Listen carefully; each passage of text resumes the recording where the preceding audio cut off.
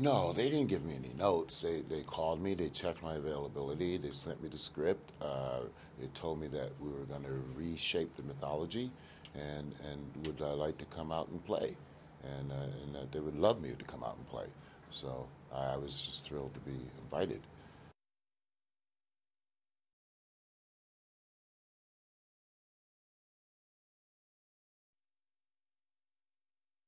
Oh, well, first of all, I don't feel like it would have been a legitimate Final Destination film without him. I mean, you know, the fans love that character, and they love him, and like you know, that's huge for us. You know, it's important. They kind of demanded that. 100%.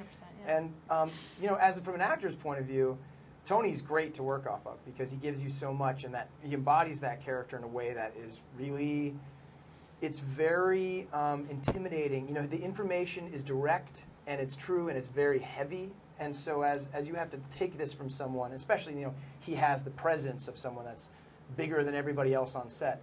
And so he delivers in a way that embodies what he looks like. So it's great, man. I mean, when he came on set, it kind of like, everybody was like, oh, okay, right.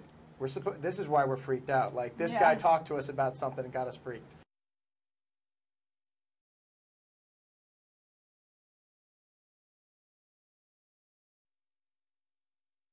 Well, okay, the audition process for me was very quick. I was cast very late in the process, so I had one audition. I went in to meet New Line. Everyone was already up in Vancouver.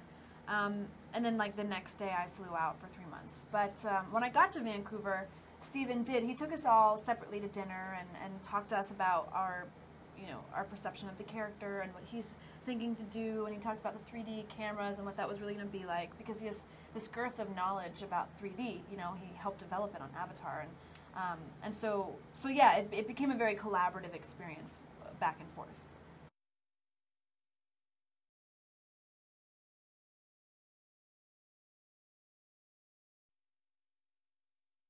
Well, I was excited, you know, for the pedigree that he came from. I mean, I was very intrigued. The way they spoke about him was really highly, and then you meet him and you can see the preparation. I mean, he has, you know, in a positive way, an obsession with preparing for as much of the possibilities that can happen on a day, which is so important for a highly technical shoot.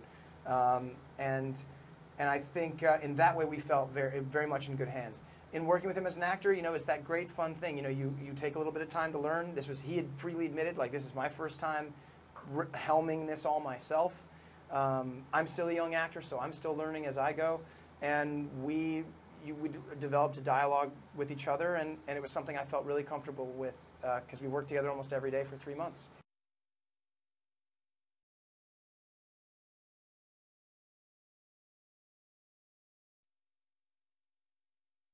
My parents did, actually. Really? I can't believe they did it, but they did. Fantastic. I mean, I love that. knowing you were cast, they did?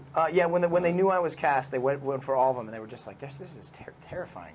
But they did it all in You're one in day. this? Yeah, yeah. I did, but not all in one day. Yeah, I need to take it in small doses. I had seen the first one and I'd loved it, but then I had to watch the other ones kind of weekly.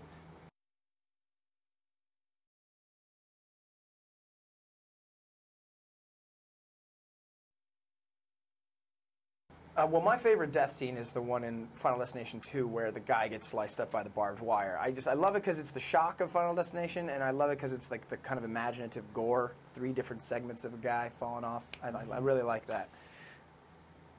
Yeah, I mean, yeah, if you guys want to go down the line. My favorite death is probably the tanning booth. Just because I've never actually been in a tanning booth, but it looks terrifying just in general. So when they had that come out, I was like, oh yeah, nope, never gonna get a tan. It's just awful. And for me, the woman being hit by the bus in the first one, I thought it was so sudden.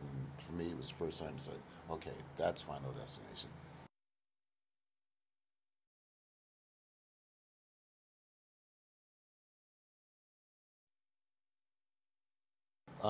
They're just really appreciative.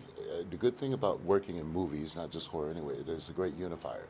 So there, you know, all kinds of people watch all kinds of things. So I'm sort of an ambassador, being an African American man. I can like talk to someone who I wouldn't normally speak to, or wouldn't normally speak to me. So that's when I know that art can transcend, and it becomes a good thing.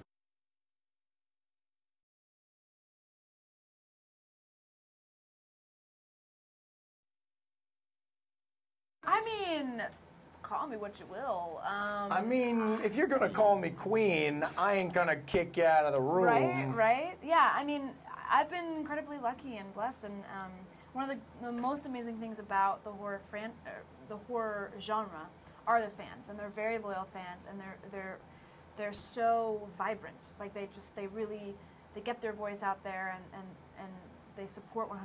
So that's been wonderful. But I am kind of in the beginning of my career, so I hope to, be a queen in another way, not just a scream queen, but be able to do play a queen and to do just the gamut of roles, because that's really ultimately why I became an actress. I didn't become an actress just to be in one genre.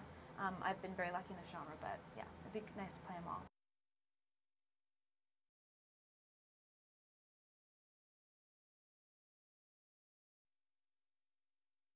I think it's a good question. I think that, boy, what's great is that you have to go through a lot of emotions.